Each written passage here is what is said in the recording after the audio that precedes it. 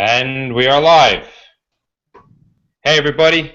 Good evening, and welcome to another episode of the Hazmat Guys Nation Roundtable. This is a multimedia platform to bring hazmat response information and training tips from hazmat members from across the globe. I'm Michael Monaco. I'm going to be acting as the host for tonight, and I am happily joined by Bob Kosh and Jason Rogers. How you doing, guys? Good, and yourself? I'm doing very well, Oh, we got a little group tonight, little group. That's all right. Yeah, our buddy Phil's on vacation, or he's personal time or something. He's been enjoying the mountains, I think, or something. And Bobby's at work, right? Yeah, Bobby's at work. So we'll be missing both of them tonight, but hopefully they'll be able to throw in any input and insults that they have later on.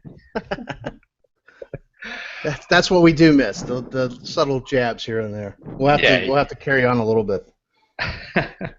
Oh, so what do we have from each of you today? I gotta go ahead, Kosh. I just want to. We got several new listeners, but one I know for sure is listening. I just want to give a shout out to Sean Laughlin at Oakland. I think I pronounced his last name right. Oakland Fire Department. We had a nice long chat this afternoon, and he's trying to listen up to this and maybe share some of it with his guys. So, salute. Very good, very good. How about you, Mr. Rogers? I've been working on some new things for Hazmat Nation, and the Tech Talk piece came out, and we got some people that are got a shout out to Grand Rapids, Michigan for their help with that first piece, and a couple other people going on there. But I've got the news stories if you want to get into that. Yeah, just real quick. What is this Tech Talk you speak of? So it was an idea between Phil Ambrose and I, and we talked about, let's try to come up with a platform for everybody to throw in their ideas. We got some feedback and some different things coming our way, and say, hey, our team's doing this, or we're using this tool. We made our own tool. So just sort of tips and tricks and tricks of the trade for hazmat technicians and really any responder. So it doesn't have to necessarily be the technician level thing. The first episode was Grand Rapids, Michigan, and they had made a homemade cylinder trainer that's hooked up to a totally lost my train of thought, but that happens. It's hooked up to an air compressor. Thank you, Kosh. Yeah. So, and the next one, we've got another one that we just finished up yesterday. It's from the one and only Jay-Z. That's kind of tips for working the issues out for each call. So kind of the check sheet, if you will, from Jay-Z for the next Tech Talk. So that's coming out probably this week. Awesome. Very nice. Yeah, it's a great idea. It's always good to hear as much input from other people from other places as possible. So the better tight-knit this community can get, the happier we'll all be. Yeah, and like I was talking with Sean earlier, it doesn't matter how big, you guys are FDNY, we're Orlando, Jason's in Delaware County, not the state, as we corrected Bobby on the other day.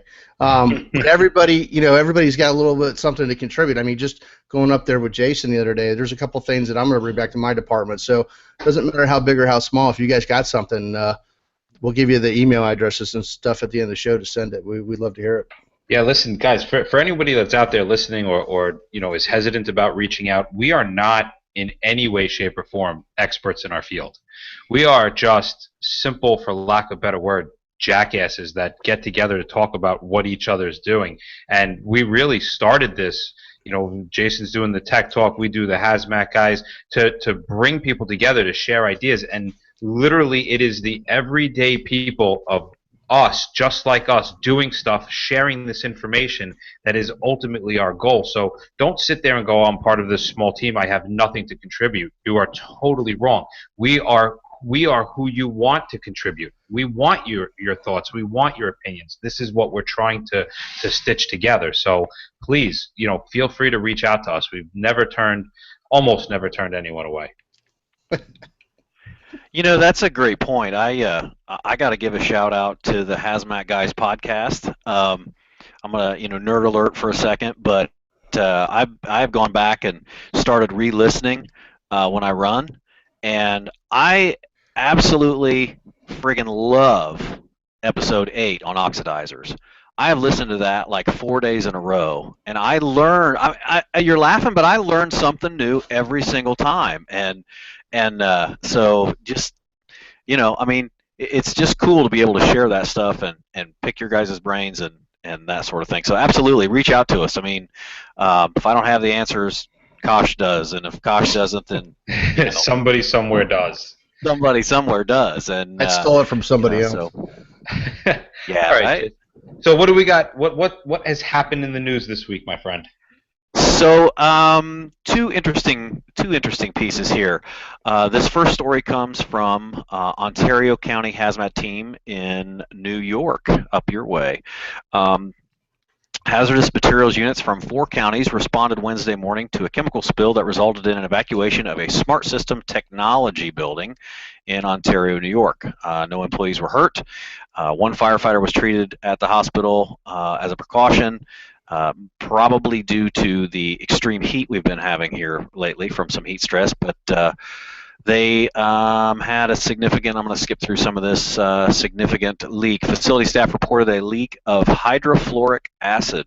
Workers pulled the fire alarm, which resulted in employees evacuating the center without an incident. As much as 90 gallons of the product spilled, but none of it had escaped the building. The building itself is 120,000 square feet.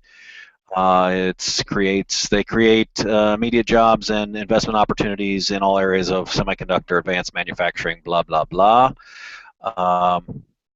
Staff and members were able to isolate the problem to a northeast corner of the center. A county hazmat team entered the facility and shut the power down to the spill area. They were able to take photos inside, relay them out to the command post, and information. The chemical is used for cleaning agents in the facility in processing. Private contractor was called in to clean it up. Here we go. Temperatures of the day reached the high 80s and low 90s across the region. Special hazmat suits that the firefighters wore, I'm guessing level A, made them feel even hotter. Now I'm going to slaughter these names. Canaagua emergency squad crews responded to monitor the members of the hazmat team, which in addition to Ontario County also included firefighters from Yates, Wayne, and Sanita counties in New York. So hydrofluoric acid, some nasty stuff, and it sounds like a massive manufacturing facility. And luckily nobody was hurt except for the heat stress. So what's your thoughts there, Mike? You guys ever deal with hydrofluoric? We haven't. Well, not that I know of. We've done level A entries because we had a fluoride risk come up on an acid, but I don't think it ever turned out to be the hydrofluoric, a confirmed hydrofluoric. But with great caution, because you sit and you look this stuff up, and it's amazing how deadly this stuff is, and the fact that they had 90 gallons spilt, that's just a tremendous spill. I would love to be able to sit and talk with the people that walked in for the first time to find out what their meter readings were, and just how they operated, how they surrounded it, what they did to pick it up. What would you guys use for air monitoring and detection for something like that, Mike? Yeah, so we have 2 things that we would use for detection. Really, we would use the pH paper, and we would do that in both wet and dry to get an idea of how much of the product is in the atmosphere. And then we would be doing the strips on the hydrofluoric acid strip, the fluoride strips, to see if there was a fluoride risk.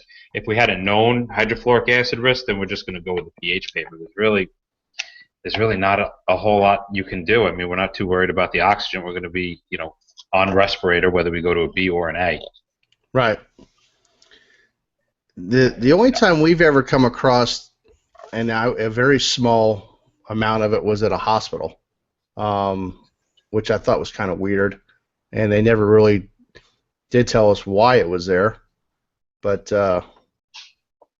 yeah. Well, so we should ask Ambrose when we get the shot if he's come across it a lot, doing what he did with the emptying out the labs. I mean, it's a very high strength acid. It has a lot of really great uses. Cleaning, polishing, etching, galvanized, insecticides. all these things it has quite a bit of uses, and I didn't just pull that out of my butt. I'm reading this. So I got this in front of me, and this is, and we even use it actually very commonly in drinking water. So if if your jurisdiction uses fluoride in the drinking water, it may behoove you to reach out to them and be like, hey, what chemical do you use to get the fluoride in there? Because if you've got a water treatment facility and they've got bulk storage of hydrofluoric acid, that's something you really kind of want to know, because you need to make sure you have PPE that specifically addresses a hydrofluoric acid. Right. And a lot of teams don't even have that. No. I mean, listen, a lot of the stuff that's coming out now is really good. I mean, you look at the chemical compatibilities to even, stuff that we use as splash suits, and they rival anything that's made in a level A. So, just be cautious, look up what you have, make sure your breakthrough times on your chemicals are good, and especially if you have this product in your first due area. Mike, do you guys use Cameo? Honestly, we use pretty much everything, but I personally go for an SDS sheet more than anything else. And I have to agree with that, because then you know exactly what you're dealing with. Yes. Yeah, you know what you're dealing with. That information came right from the manufacturer. You're just not confusing anything. You've got everything right there. We can go to Cameo for other things outside the SDS, but the SDS really is really what we're shooting for. At least I am. How about you, Bob? Yeah, absolutely. MSDS sheet is obviously the gold. I don't want to call it the gold standard, but it's as close as you can get. And then they always talk about 3 different resources to try and get your information. So obviously you want to back stuff up. Just on a side note, if anybody's listening, or maybe Jason, you can hit some of the social media real quick. I got a message from Phil that it wasn't embedded from Hazmat Nation, so there might be some people trying to figure out where to watch, so we can send them right to YouTube. But just so everybody knows, one of the other things we can do is you got that Chemtrek number. So many people forget about Chemtrek, and it's a great resource. If you don't know something, give them a shout. Look up that number. It's in your ERG. Hopefully you have that on your rig. And, I think you could, I'm pretty sure it's the same number, but you just call them up, and you can even set up a quick training session, right, Mike? Yeah, listen, as a resource guy from Hazmat One, I always kind of prided myself on the fact that I never called Chemtrek. Like, it was almost like this out, and I think I've shared this with you guys before, but we had a run with a possible polymerization, an isocyanate, and I was like, you know what? It's 8 o'clock in the morning. I really don't feel like waiting an hour on the phone, bouncing around, trying to get to these different people. Let me just call Chemtrek. Let me see what they can do. We record conversations on our phone, for the show. So I have this whole conversation recorded. It was one of the best things I ever did. I was on the phone with a chemist from the company in 2.5 minutes. That's awesome. They were fantastic. That's awesome. Good deal. All right. What's story 2? What do we got behind door number 2? Door number 2. Actually, this is something that came from Kosh. The Chemical Safety Board, which maybe it was kind of a new thing to me. The CSB. Washington, D.C., August 15th, so here very, very recently, the last day or so, investigative team from the U.S. Chemical Safety Board, CSB, has deployed to the scene of an incident that injured 7 workers, including 3 critically. That occurred Friday, August 12th at the Sunoco Logistics Partners, a terminal facility in Port Arthur, Texas. According to initial reports, the incident involved a flash fire during welding, which is also referred to as hot work. Activities at the facility, the hot work is defined as burning, welding, or similar spark-producing operations that can ignite fires or explosions. Media reports that all of the injured were contractors engaged in work activity on a crude oil pipeline connection. The CSB is an independent federal agency with investigating industrial chemical accidents. The CSB, I always want to, you want to say CSI or something here, but the CSB investigations, they look into all aspects of chemical accidents, including physical causes, such as equipment failure, as well as inadequacies in regulations, industry standards, and safety management. So, you guys ever have any dealings with the CSB? That's a new one on me. I'm going to admit that. Yes, but only in a briefing scenario. Never as part of an investigation. We get CSB briefings when we have our instructor development conference with the IAFF. Very interesting. A lot of investigative power, but no teeth power. They hold no regulatory abilities, no laws, nothing that they can turn around and fine anybody for. They're really just there to kind of investigate and then say, hey, this is what happened. These are our suggestions. Yeah, and I kind of got turned on to the website a few years back, right after I made lieutenant, when I was trying to do some research on different calls and challenge my guys a little bit. So it's been a while, but what they do is let's say investigate something. They put together their whole theory on how it worked, and it's almost like when a plane crashes or something, and you have the NTSB come in.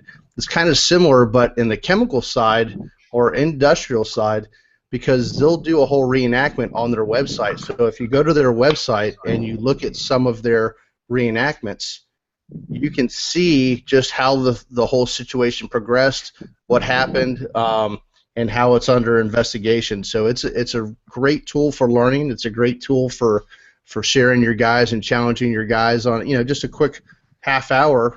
Some of them aren't even that long. Yeah, the simulations are fantastic. Yeah, it's great. So very cool. All right, I got anything more with this? Well, just real quickly on the hot work. So when they're doing that, you think there's some atmospheric monitoring that's going on there? It probably should be. Listen, if they're old-time welders, like old-time guys in the firehouse, probably not. If they've got some kid right out of school behind them, then maybe they'll throw something on. But I got a feeling that most of the welders probably aren't walking around with atmospheric monitoring strapped to their chest. I know there are some types of hot work going on. They do have a lot of ventilation procedures. It's almost like confined space procedures to a point, but there are a lot of things that they have to take in consideration. So it'd be interesting to find out what exactly was the cause of all this after it's done. Yeah. I know for the Texas, what was that, Texas City explosion?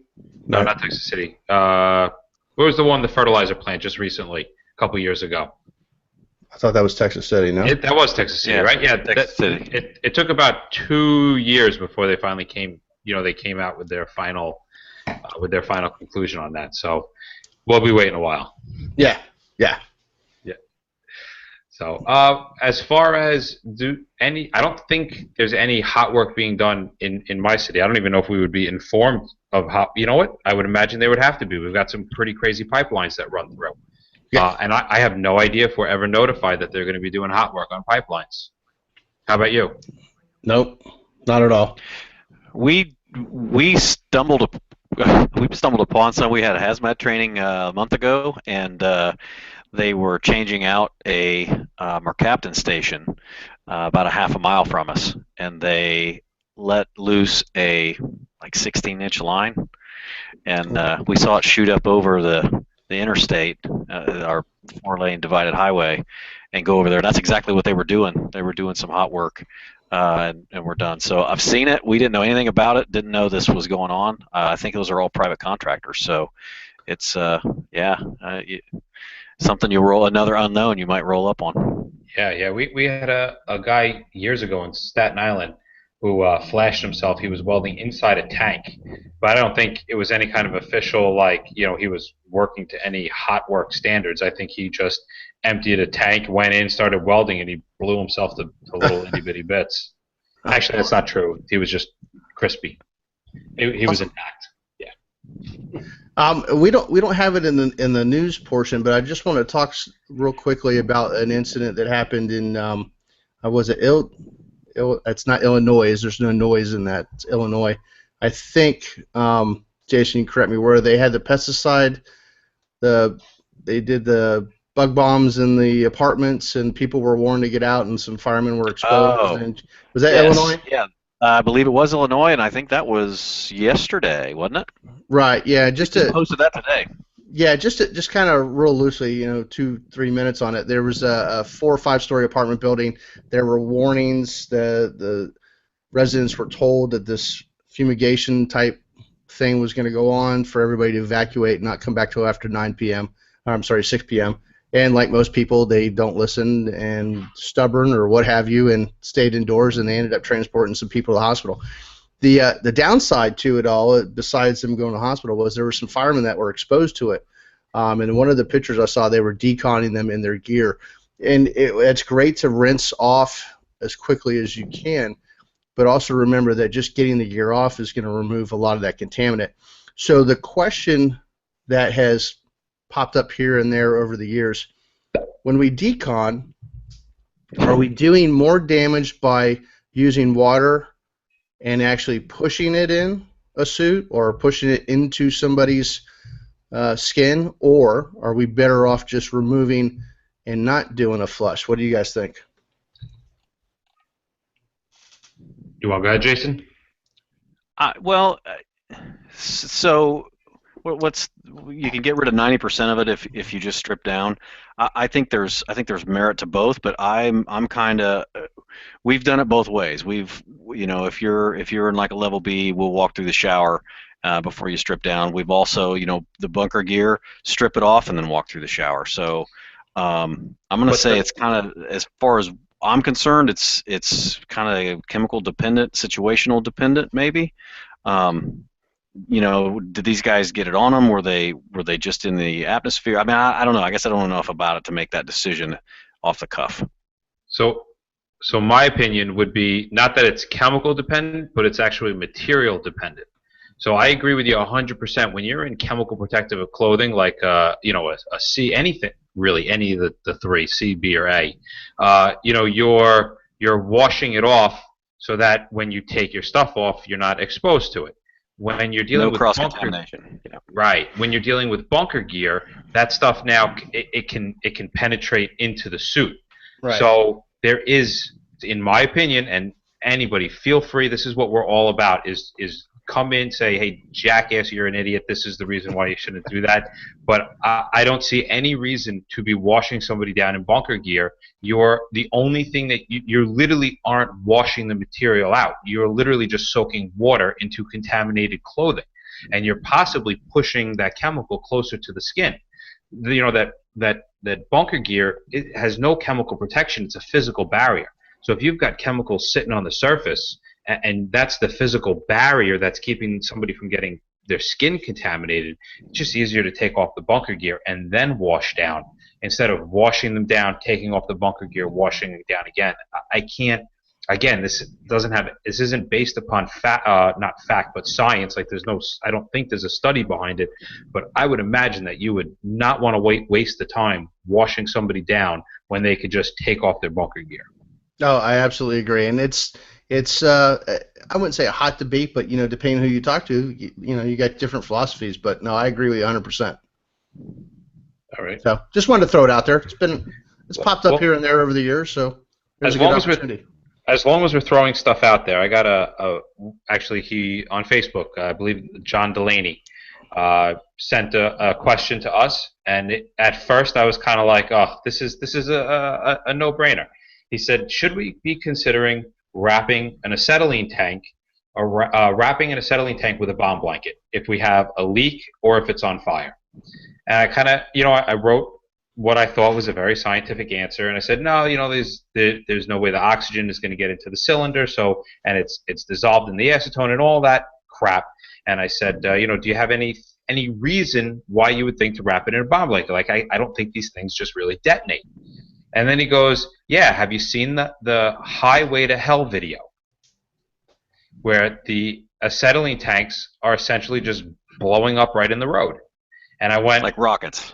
like rockets. And I went, mother effer, he's absolutely right. So now I'm like sitting here and I'm like, all right, well, we're going to find out what these guys think when we sit down with this stuff on Tuesday. So what do you think? That's not a bad idea. I mean, is that... Listen. This is. I'm not a fireman, so I'm going to throw that disclaimer out there. But sitting back as an emergency manager, I'm kind of the opinion that you might be taking a bigger risk, putting that thing up there. How are you going to secure it to the cylinder? It is going, if it's on fire, it is going to burn through the bomb blanket, so you're going to ruin that. If even if it's whatever, it's still, that stuff still burns. I'm going to say risk versus reward. I'm going to say, just my opinion, put an inch and a half, put a 2.5 on that, and just keep the exposures cool and let it burn out. And I don't disagree with that. I think it's a good tool to have in the toolbox. May not be maybe the first course of action. Like Jason said, maybe stay away. Like when we had those tanks that ruptured in Orlando and blew that back wall out where that homemade carbohydrylium cooking fuel stuff, we couldn't remotely vent those tanks. We actually had to go in and do it by hand, under a protection line, which it was probably the scariest I've ever been in my life. But, maybe that might have been something to look at why we were in the process. I don't know. But, another tool in the toolbox, why not? Well, I really don't have an opinion now. I can't say that. I really feel I can't say I know enough about it to be able to go one way or the other. So here's what I would like, if nobody has any more comment on that. Okay. The only thing I would say this, as you said, tool and toolbox. Look at what are you trying to accomplish, and then what's the least risky way of doing that. You know what I mean? I mean, I'm with you. It's maybe not enough information, but I'm going to throw a challenge out there.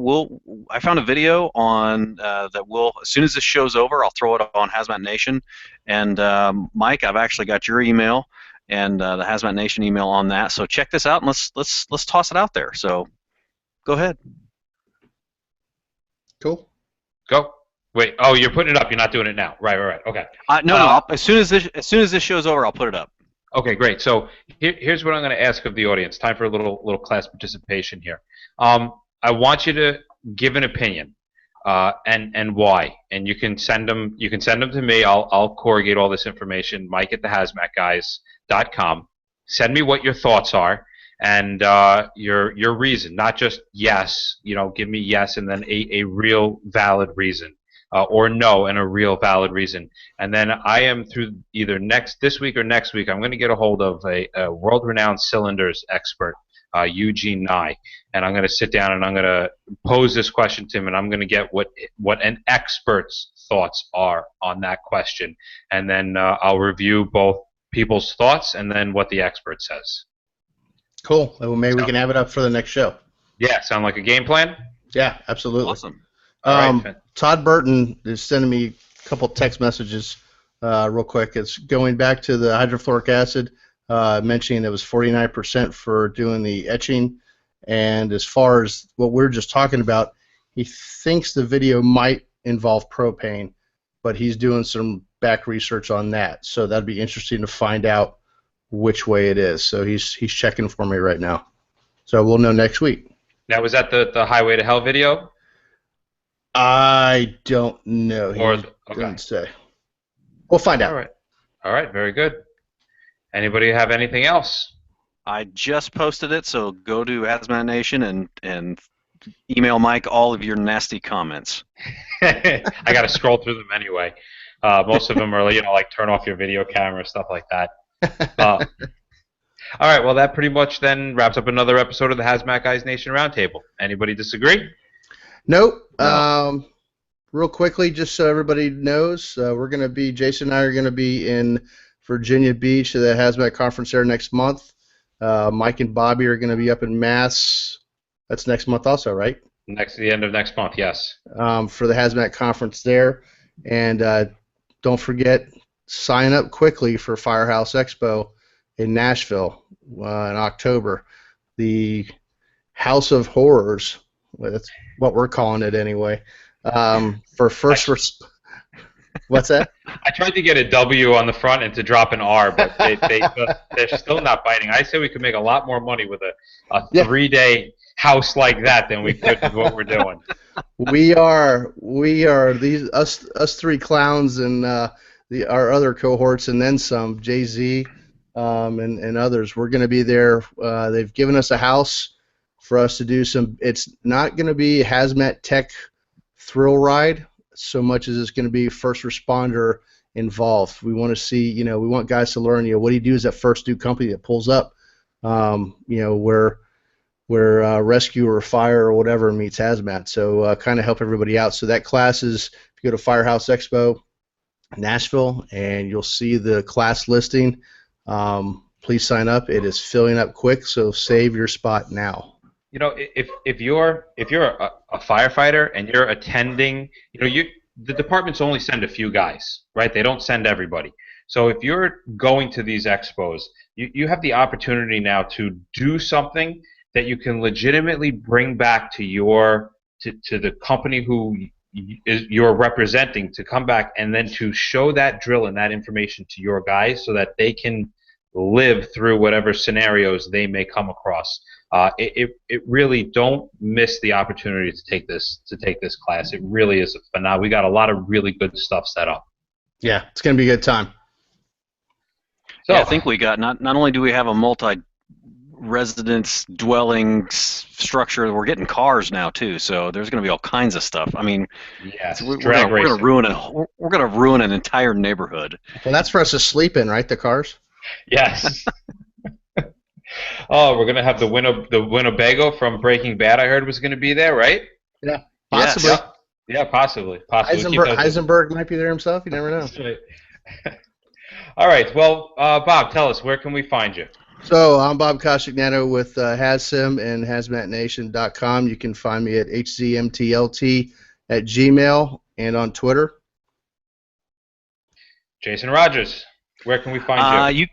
You can find me at HazmatNation.com. Jason at HazmatNation.com is my email, and I've got another T-shirt to give away. So anybody that's watching tonight, Tuesday night, or let's say you pick this up and you're watching it at the station or at the house, next Thursday.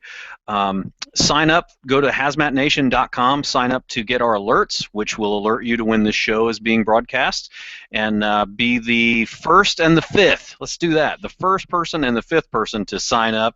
I will send you a Hazmat Nation T-shirt. Now we're getting crazy. I just signed up. Yours keep getting returned. Do they? Because you guys send them to the wrong. You send them to the wrong place. I got to give you my address. Right. All right, everybody. I'm Michael Monaco. You can find me at mike@thehazmatguys.com. Our Twitter is @thehazmatguys1. Please be sure to catch next week live Tuesday, 21:15 hours Eastern Standard Time.